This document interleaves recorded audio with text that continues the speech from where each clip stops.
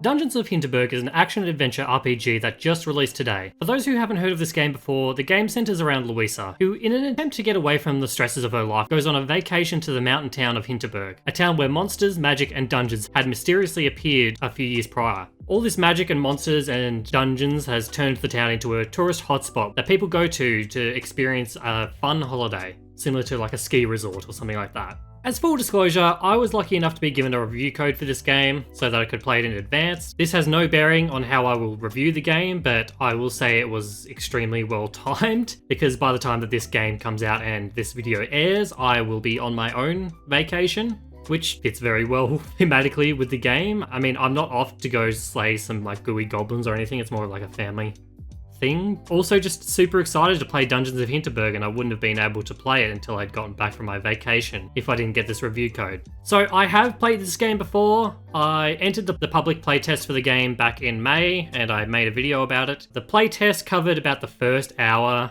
and a half of the game, and I came away from the experience very positive, but I did have some things that I was looking out for coming into the full release of the game. So I'm just going to quickly go through these things before we dive into the main review. The first thing I had a problem with in the playtest was the aiming sensitivity on the controller felt very off. I couldn't find a setting that felt good for general camera movement and spell casting, and I was ready to chalk that up to being a skill issue. But I found the camera and aiming feels a lot better in the full game. Guess I'm glad that I'm not completely washed at video games yet. I also found the camera to be a little less glitchy and it wasn't getting stuck on things as much. I was also worried about the game feeling a little too on rails. The playtest and the first hour of the game does put you on a bit of a set path. It doesn't let you deviate much. I had a feeling that the game would open up a little more as you get past that first couple of hours, and it does just that. The next thing from the playtest I came away from was that I wasn't a fan of the art style from the game. I found the texturing to be a little jank. Now don't get me wrong, I don't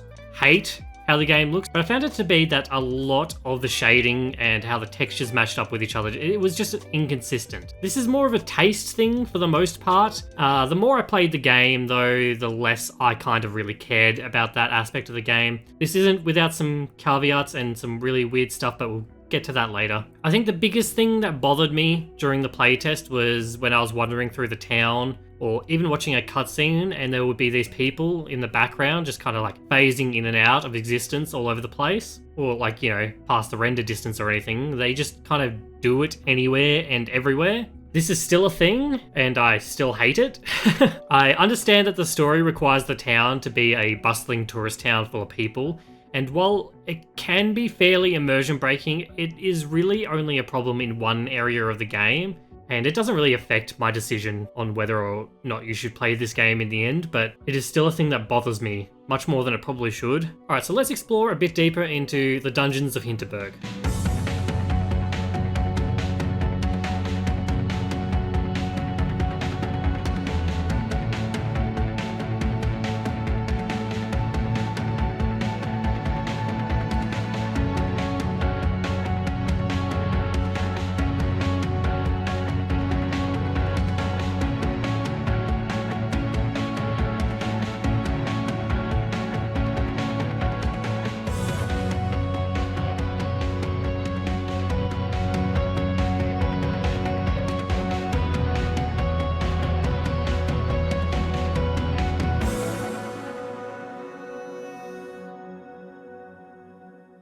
The best way to describe what Dungeons of Hinterberg is to say that it is an action hack and slash RPG with a day and night cycle similar to Persona. Actually, a lot of the game draws inspiration from the Persona franchise. The basic gist of the game is that there are 25 dungeons spread out over 4 hub worlds that you can explore during the day. You spend the afternoon sorting out your gear and your like potions, etc., and then finding someone to hang out with in the evening. So you can build up like a relationship with them and receive different perks for doing so. Like I said, it's very Persona-like, but the game does enough to have its own identity, and best way to demonstrate that is by starting off with the combat. Dungeons of Hinterberg's combat is, like I said before, action hack and slash style. When I first started playing this game, the combat felt a little basic, but the fluidity of how it all played was definitely a shining light for me. Dodging feels extremely responsive, and while maybe the reach of the attacks felt a little short, it feels deliberately designed and something that I kind of learned to play around. Although I do feel like when enemies are kind of running away from you. I found myself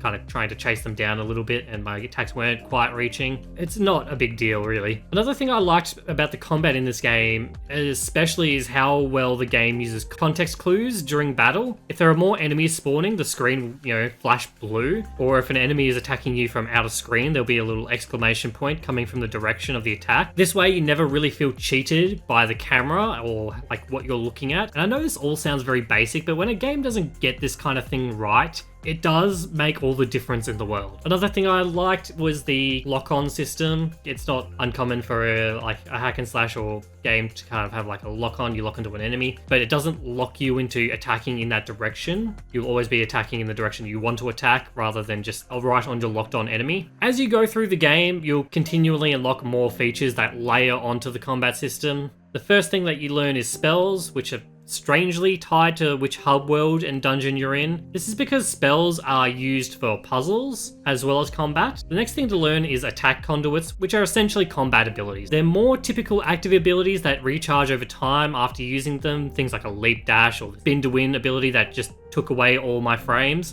But you get to pick and choose these ones yourself. On top of that, you have your typical RPG gear, weapons, armor. Eventually you'll learn about charms, which are passive buffs like the ability to stop time if you do a perfect dodge, or enemies send out an explosive shockwave after they die. I feel like it was a bit of a mistake on the game's part to give you the perfect dodge one straight off the bat, because it is very, very overpowered once you learn how to use it, and I never took it off once I put it on. So after all that, you'll learn how to socket your gear with passive stats and gems of the like. It's typical RPG stuff. Gain more mana back when you hit people, or you have more crit. Just, passive buffs like that. And when I list all of these things, all of these game systems one after another, it does sound like a lot, but I'd like to point out how well paced the game introduces all of these things. During the first week or so in game, you'll pretty much learn about a new system every day, and then the game gives you a chance to go do a dungeon and try it all out, and then you'll learn another thing the next day. And I can't stress enough how much I liked the pacing of how Dungeons of Hinterberg introduces new gameplay elements like this, because it's almost too common for an RPG just to throw everything at you at once and then you just forget about some important features along the way because there's just too much to handle. On the more gameplay side, one of the more stranger aspects of Dungeons of Hinterberg is the lack of the ability to jump. Especially strange because there is quite a bit of exploration and puzzle platforming in the game. And look, the game is deliberately designed this way. When you come to a ledge, you'll auto jump, and for the most part, it works. I did find that there were some times where the auto jump just kind of failed me and then led to some random deaths or losing a lot of health. The biggest problem with the lack of jumping is how it makes general exploration feel. It feels like my legs are just glued to the floor in a game with a fair bit of exploration, and it just feels limiting for the most part. The general controls and exploration is serviceable, but there are often times when the uneven terrain can make the controls feel super jank. The controls tend to feel a lot more uneven when it comes to the dungeons that change the camera perspective. You definitely feel it a lot more in those ones. But I also found it especially egregious in the fourth hub world of the game, where the terrain really starts to become very uneven. And I would definitely say that this is easily the biggest weakness of the core gameplay. It's not bad by any means, and for the most part the controls work as intended, but the problem is that working as intended doesn't make the general exploration feel great. I feel like more traditional 3D platforming controls would have been the way to go, but I feel like the game was probably too far in development by the time anyone realized that it probably should have been changed, which is kind of evidenced by the fact that a lot of puzzles are designed around how the movement in the game currently works, and that the puzzles wouldn't work otherwise. When it comes to the dungeons in Dungeons of Hinterberg, I was surprised at how puzzle-focused quite a few of the dungeons were. Nothing was overwhelmingly challenging, but they were well-designed puzzles. A typical dungeon will either be more combat-heavy or puzzle-heavy, or there are a couple focused around a boss encounter. The developers of the game do their best to make every dungeon feel somewhat unique. I was a little worried because the first few dungeons were feeling a little samey, but the design and the art styles quickly opened up, and the dungeons started to feel much more varied as the game went on, and much more enjoyable. There are around 25 dungeons in the game, which are spread out over 4 hub worlds. Each hub world has its own theme, art style, and as mentioned before, their own spells. The dungeon puzzles will be designed around those spells. For example, the ice levels are mostly designed around the hoverboard and the ice laser spell, and the mountain levels are designed around the boulder and like the ball and chain spells. Each of the 4 hub worlds are very clearly distinct from one another, the color schemes of which are certainly a bit unconventional, but for the most part I kind of dig it. The ice levels in particular are my favorite to look at, and look, for the most part, about 90% of the game, I like what I'm seeing art style wise, but the other 10%? The second hub world of the game is pretty tough to look at. I found the trees are like so bright and the color like from them just kind of bleeds into everything. There's also this like kind of strange like outline around Louisa that doesn't look like she's interacting with the lighting properly. It feels like this forest of trees, they belong on the sun. It can kind of be ignored if you looked more towards the ground, but this game does focus a lot on setting atmosphere and it just doesn't work for this world.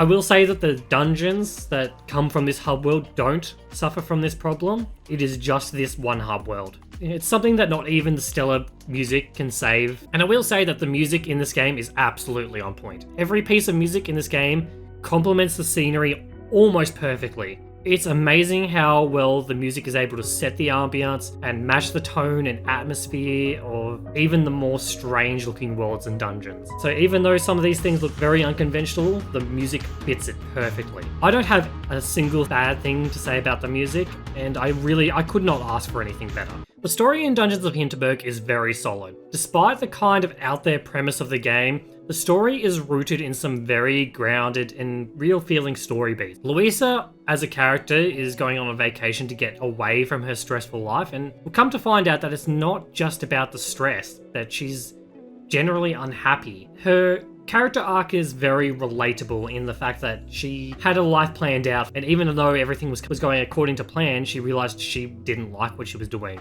But I was also surprised to see the story also tackle themes around things like gentrification when it came to the actual town itself and what a heavy tourism presence does to a small mountain town. And to actually write it all in a way that felt very personal, and it was what drew me into the story. The game feels like it has a voice, and overall it is written very competently. And the only strike I can put against the story really is that some of the minor characters can feel a bit two-dimensional, but overall I found myself enjoying the story. Moving on to performance of the game, I have a mid-range PC setup with an RTX 2070 Super. I had no issues running this game, with the exception of when I used that spin attack conduit that ate up all my frames for some reason. I don't know what's going on there, but I didn't really like the ability anyway, so I swapped it out and it didn't become a problem after that. The game does have cloud saving through Steam, which is not uncommon, but it was very easy for me to just stop playing on my PC and then immediately pick it up on my Steam Deck, which the game also does run very well on. I would recommend using the performance option in the graphics settings if you're planning on playing on the Steam Deck though. I did find there was a bit of slowdown on the highest quality option. But the game looks and runs great on the Steam Deck otherwise. Like, I found a lot of the weird texturing problems I didn't like looking at on my main screen were a lot harder to spot on the smaller Steam Deck screen. Kind of made the game look a bit better.